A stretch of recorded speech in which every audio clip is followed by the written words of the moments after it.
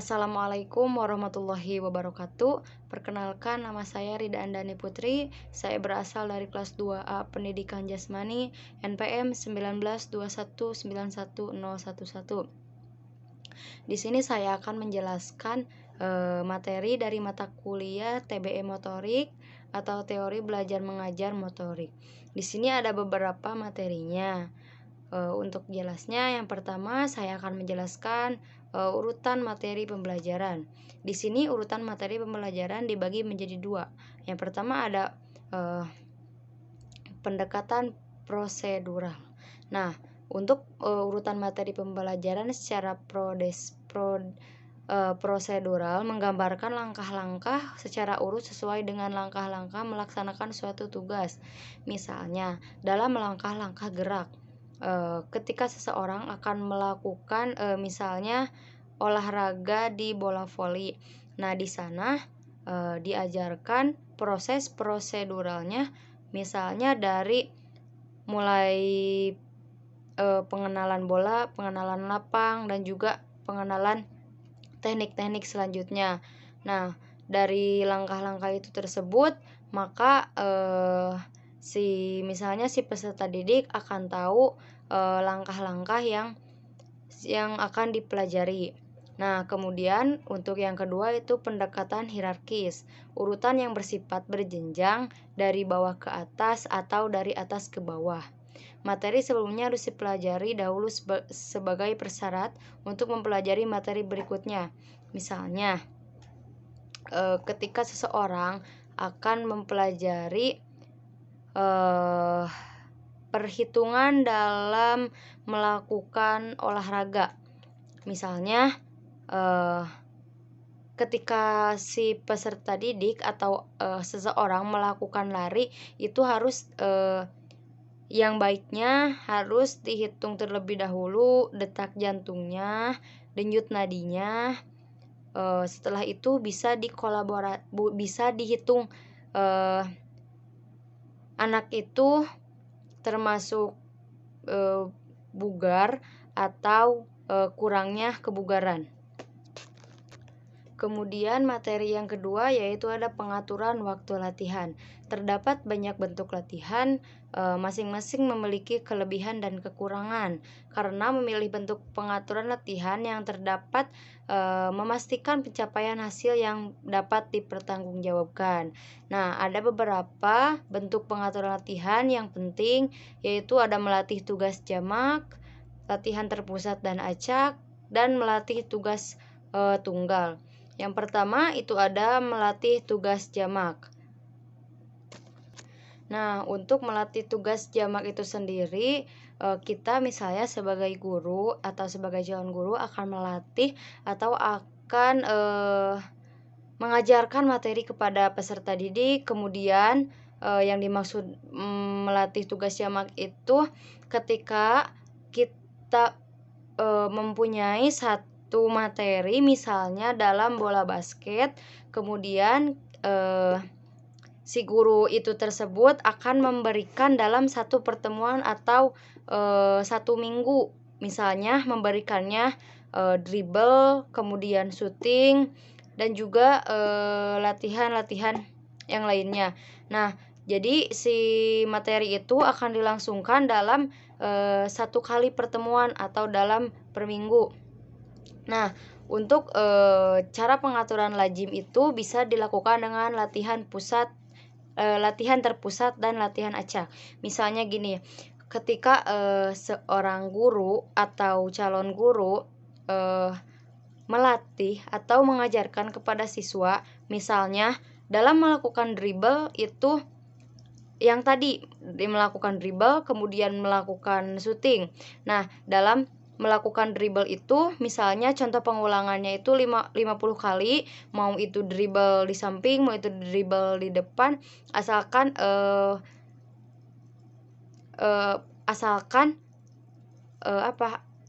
melakukannya. Kemudian setelah si peserta didik melakukan 50, kemudian ke materi selanjutnya itu shooting. Shooting juga sama, misalnya pengulangannya 50 kali, sama seperti dribble itu. Kemudian ada melatih tugas tunggal. Hampir sama seperti tugas yang jamak. Latihan terpusat tunggal dipandang kurang efektif karena melakukannya itu dengan sendiri. Ketika ingin mempelajari tugas tunggal ini harus dilakukan dengan berbagai variasi agar anak yang sedang melakukannya tidak bosan dan juga akan menjadi sangat efektif. Misalnya, ketika seseorang itu akan melakukan syuting, kemudian syuting itu harusnya bervariasi, tidak hanya satu titik arah. Misalnya bisa di 3 point ataupun bisa di pinggir, ataupun dalam melakukan syutingnya itu ketika bermain bisa sambil melakukan dribble. Lalu dribble dimasukkan ke ring sebagai untuk menyuting. Kemudian materi yang selanjutnya ada pengaturan lingkungan belajar. Penggunaan dan lingkungan belajar itu sendiri merupakan suatu kegiatan yang didasarkan atas berbagai penimbangan. Nah, ketika keberhasilan pelaksanaan program pendidikan itu bagaimana sangat tergantung dari cara pengaturan lingkungannya. Belajar dan bermain serta penggunaan alat permainan yang baik di dalam kelas maupun di luar kelas. Nah, ini ada beberapa prinsip-prinsip pengaturan lingkungan belajar. Yang pertama ada tingkat perkembangan anak. Pengaturan lingkungan belajar bermain perlu disesuaikan dengan tingkat perkembangan anak, baik mau dari segi perkembangan kognitif, motorik, bahasa, maupun psikososial. Kemudian ada stimulasi perkembangan anak. Lingkungan belajar dan bermain anak hendaknya diatur dengan tujuan untuk menstimulasi perkembangan anak. Oleh sebab itu, lingkungan tersebut harus memberikan kesempatan yang luas kepada anak untuk eksplorasi, penyelidikan, interaksi sosial, komunikasi, dan peningkatan kemampuan koordinasi gerak motorik. Kemudian ada menghindari anak cedera. Lingkungan belajar dan bermain harus ditata sedemikian rupa agar sehingga dapat menghindari anak dari kemungkinan mendapat cedera. Jadi ketika akan melakukan olahraga ataupun melakukan pembelajaran itu harus ditata dengan baik sebaik-baiknya agar menghindari resiko cedera bagi peserta. Kemudian ada informasi yang berkaitan dengan anak yang akan mengikuti kegiatan belajar. Jadi informasi sedikit yang diketahui oleh guru, tetapi informasi tersebut tetap akan menjadi sumber pengetahuan bagi masing-masing guru. Nah, informasi tersebut berupa catatan ataupun laporan tertulis yang dapat diperoleh guru beberapa waktu sebelum sekolah dimulai. Jadi, ketika akan melakukan pembelajaran atau sekolah itu dimulai, seorang guru harus mempersiapkan materinya terlebih dahulu, walaupun itu sedikit ataupun cuma hanya gambaran saja. Kemudian ada kegiatan harus dilakukan anak yang berkaitan dengan tujuan khusus yang hendak dicapai. Apabila tujuan khusus pembelajaran adalah pengembangan keterampilan sosial, maka guru mengatur ruangan atau lingkungan belajar, memberi kesempatan pada anak untuk berinteraksi di dalam kelompok seperti menyediakan sudut permainan drama atau bermain dan sebagainya lainnya. Kemudian materi yang selanjutnya ada metode belajar. Metode belajar adalah strategi yang digunakan sebagai alat untuk mencapai tujuan belajar mengajar.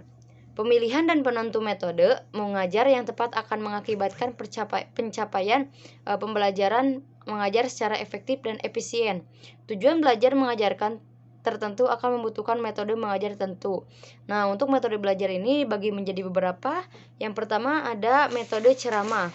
Untuk metode ceramah adalah metode pembelajaran yang disampaikan secara lisan langsung kepada peserta didik. Nah, misalnya ketika guru akan menerangkan itu menggunakan metode ceramah itu akan langsung mengajarkan di depan murid-muridnya atau di depan kelas. Kemudian ada metode diskusi. Metode diskusi adalah metode mengajar yang dirancang dalam forum diskusi mahasiswa. Artinya, siswa akan bisa menyelesaikan permasalahan melalui kelompok diskusinya. Misalnya, seorang guru akan membagikan kelompok kepada peserta didik untuk menyelesaikan permasalahan yang sedang dibahas. Kemudian ada metode resitasi. Pada dasarnya, metode resitasi ini merupakan umpan balik yang diberikan guru kepada peserta didik, yaitu dengan mewajibkan peserta didik membuat ringkasan materi yang telah disampaikan. Materi resitasi ini bisa digunakan dengan metode ceramah, metode diskusi. Nah, untuk itu peserta didik harus setiap memberikan rangkuman atau membuat rangkuman ketika sedang belajar berlangsung setelah belajar. Kemudian ada metode eksperimen. Eksperimen merupakan salah satu metode yang cukup efektif untuk mendapatkan kesimpulan terhadap suatu permasalahan. Dengan adanya eksperimen, para peserta didik diharuskan menjalankan serangkaian proses ilmiah sehingga proses suatu hasil. Kemudian ada metode demonstrasi, merupakan integrasi antara gerakan dan juga lisan. Untuk metode ini harus memberikan contoh melalui gerakan secara penjelasan secara misalnya ketika akan membahas permainan atau olahraga bola voli, maka guru akan menjelaskan secara lisan menjelaskannya, kemudian akan mempraktekkan misalnya passing bawah. Guru akan menjelaskan apa itu passing bawah, kemudian guru itu tersebut akan mempraktekkan bagaimana passing bawah itu terjadi dan passing bawah itu dikerjakannya bagaimana. Kemudian ada metode karya wisata. Merupakan salah satu metode yang disukai peserta didik karena mereka belajar di luar kelas. Nah, sesuai pengalaman saya dahulu, metode karya wisata ini dilakukan di luar kelas untuk bisa melihat misalnya ketika pembelajaran olahraga itu dilakukan di lapangan atau dilakukan di luar sekolah, misalnya akan melakukan lari dalam misalnya 100 meter atau beberapa meter. Nah, kemudian ada metode tanya jawab. Adalah metode mengajar di mana guru akan memberikan bahan ajar berupa pertanyaan. Nah, jadi metode tanya jawab ini si guru akan membuat pertanyaan sebelum memasuki pembelajaran itu dan membuat perencanaan atau rancangan. Setelah itu guru akan melakukan tanya jawab kepada siswanya. Misalnya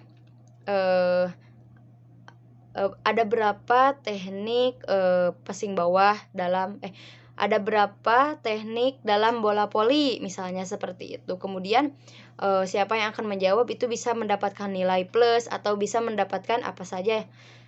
Kemudian ada metode discovery, berarti penemuan. Discovery adalah metode yang dilibatkan partisipasi aktif dan mandiri para peserta didik. Nah, untuk pembelajaran discovery ini, seorang guru akan mengarahkan kepada peserta didiknya untuk bisa lebih aktif, lebih bisa mandiri, dan juga dapat memahami, kemudian mencari informasi tentang materi yang sedang diajarkan, kemudian menemukan inti materi yang sedang dipelajari. Itulah mengapa metode ini disebut dengan penemuan atau discovery.